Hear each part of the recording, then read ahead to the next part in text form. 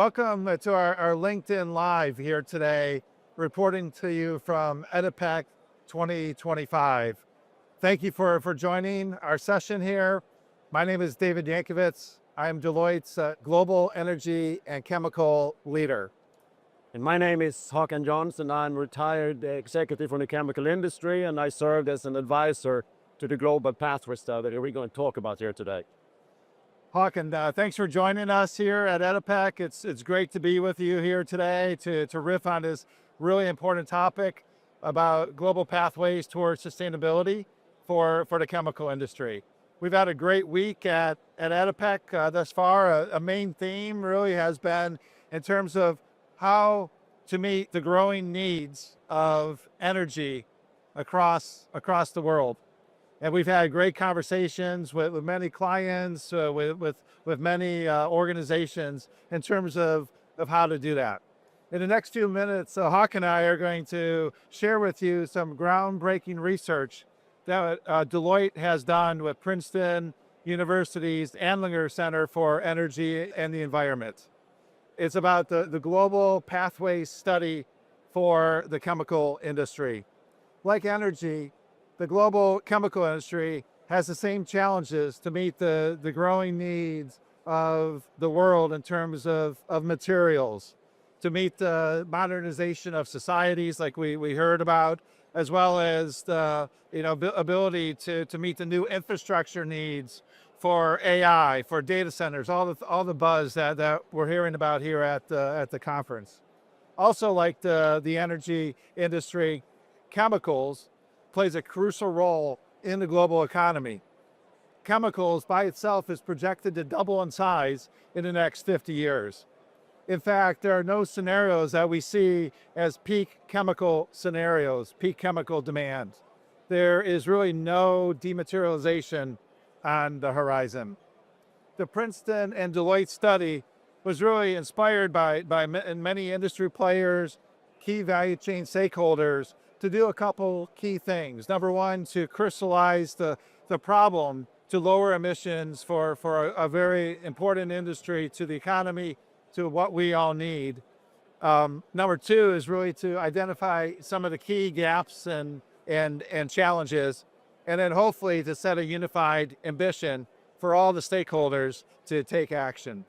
So Haakan, as we're having our conversation here, how do you see this report, this study, being important to all these stakeholders and what we're trying to accomplish? Let me mention maybe a few things here that highlights why I believe that this report is not only very important, but it's also different than other reports on this area. First, it uses scientific methodology, so including the use of a techno-economic modeling and a scenario approach to simulate real-world scenarios. That's number one. Number two, it uses also a forward-looking methodology that does not fix the timeline for the elimination of all industry emissions to a specific year. And third, the report makes proposal of actionable paths forward for the chemical industry. Maybe I'll say a few more things about those topics there. The techno-economic modeling is based on data from over 2,700 assets spread across all the major parts of the world where chemicals are being made.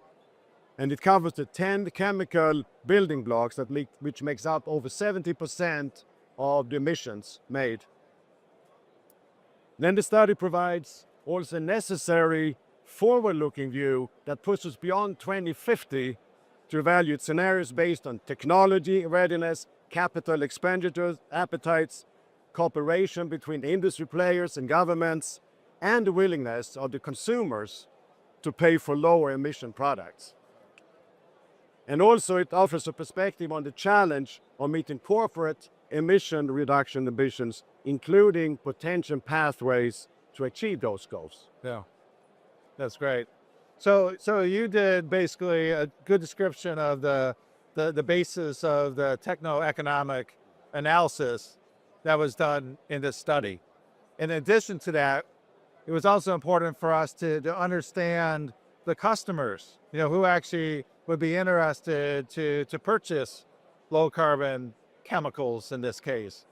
how it would help their business, how it would change their business, and really getting the voice of those customers. So in addition to what you described, Haakan, we also took a look at the end markets and what end markets could maybe more benefit from this type of product versus other markets to really support a market-driven approach to lower emissions to drive demand for low carbon chemicals.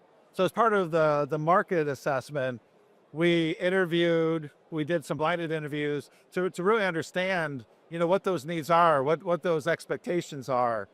We also looked at, value chain complexity, for the audience. Also the demand possibility for low carbon chemicals, as well as what the overall impact in terms of the 70% you mentioned, how to lower emissions for those 70%. We identify 5 key end markets that would really equate to almost half of the emissions that are generated for the industry. Those 5 markets are rigid and hard packaging, soft packaging, food and beverage, personal care, and automotive. Those 5 end markets make up about 50% almost of the industry product, as well as 50% of the emissions. So we really wanted to hold on to like how, to have the greatest impact and where we could do that. Because ultimately we need to set up a market-driven approach to really make the investments needed to lower emissions for the industry. So, based on some of the findings you saw in the study, Haakan, you've been involved with us from the beginning. But what are some of those key findings? Maybe, let's share it in our conversation, but for the audience as well. So, and one thing that the study definitely shows is that more than one technology will be needed, right? And that will depending on what product, what feedstocks, and in what region of use. So in other words, this is not a case of one size fits all. Right. And the industry should obviously start with technologies that shows the most ready to be applied at scale. Typically that will be carbon captured storage, and then introduce other technologies as they mature and become ready. Some of these technologies will require many years of innovation to reach the required maturity, and that would include, for example, green hydrogen electrification of crackers.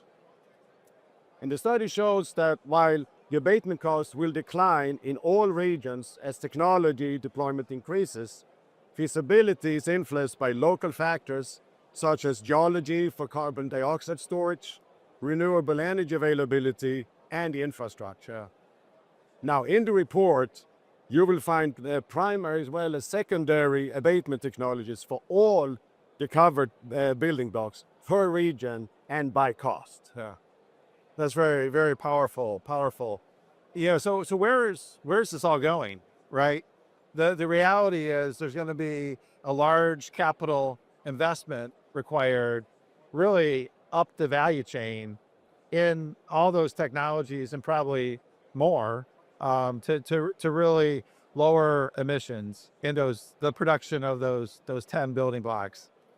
To really help secure these investments and really ultimately drive the change that's needed, it would be really important to distribute the value of the lower emissions across the entire value chain.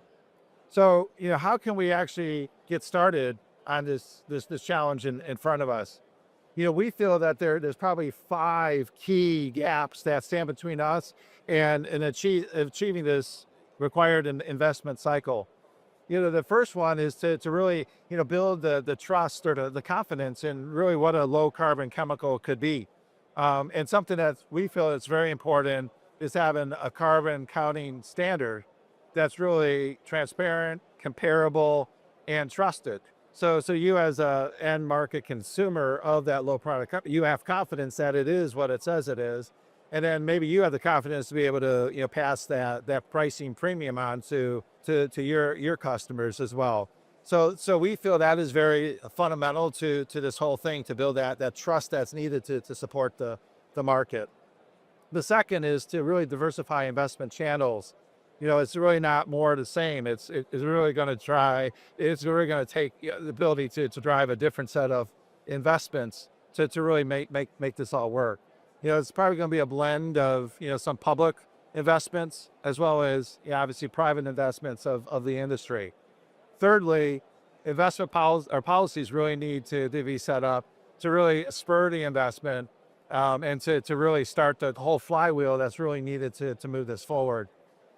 Fourth, it's really going to take innovation, right? So the challenge in front of us is a $1 trillion amount of capital that needs to get invested to make this all work. So innovation is going to be really important to move this forward. Maybe there's new technologies that can be applied. Maybe there's new feedstocks that can be, so like the whole idea of innovation. Also, talent is going to be front and center. We got to have the right talent, the right engineering talent, the right scientific talent, really to make this all work. And then lastly, there really needs to be that structured collaboration to really stand up a market, to make this a market-driven approach. Yeah, we can have some policy that would drive some investment on the front end, but at the end of the day, it really needs to be a market-driven approach to make this all work. Our fundamental idea is there's going to be scarcity of low carbon and chemical products, and there's going to be a first mover advantage around that. So Haakan, you worked in the industry for many years. How do you see that unfold? Yeah, no, I agree that there certainly is opportunity for companies to differentiate themselves. Right. And it usually is the case, those that will lead the way, they will be awarded by capturing new markets, right? They will unlock the value from this growing scarcity of low emission products and set the pace for the industry and transformation. We are convinced, that the intersection of prioritized markets, emissions impact, and the willingness to innovate will help shape the evolution of the carbon market and open doors of the revolution of future growth. Yeah, I really appreciate those comments. As we've described, as you'll see in the study, the challenge is real. We also feel the opportunity is real as well. And there's actions that we can start taking today to really, set up this future opportunity and really solve the challenge in front of us. Ultimately, building that market, building that trust in the ability to purchase and manufacture and ultimately make the investments to get this whole thing started is really, really important. You'll see the scientific analysis that was done in the study. You'll see that it's a very pragmatic approach, Haakan, like you started our conversation, to really set up a much different future moving forward. So Deloitte and Princeton Andler really encourage all of you, the participants in the LinkedIn Live here today, to really take a look at our report and internalize it and start figuring out, how to start taking action. Because at the end of the day, there will be first mover advantage to set up the low carbon market for chemicals. Our view is many of the other hard to abate sectors have many very similar characteristics. So, as this gets started for chemicals, it can apply to other hard to abate sectors, steel, concrete, and others. So thank you to the audience for your time today. We've had a great week at EDIPEC. Learned a lot of buzz here, a lot of excitement here on the future of energy, future of materials. And thank you for your time. And Haakan, great conversation as always. Thank you.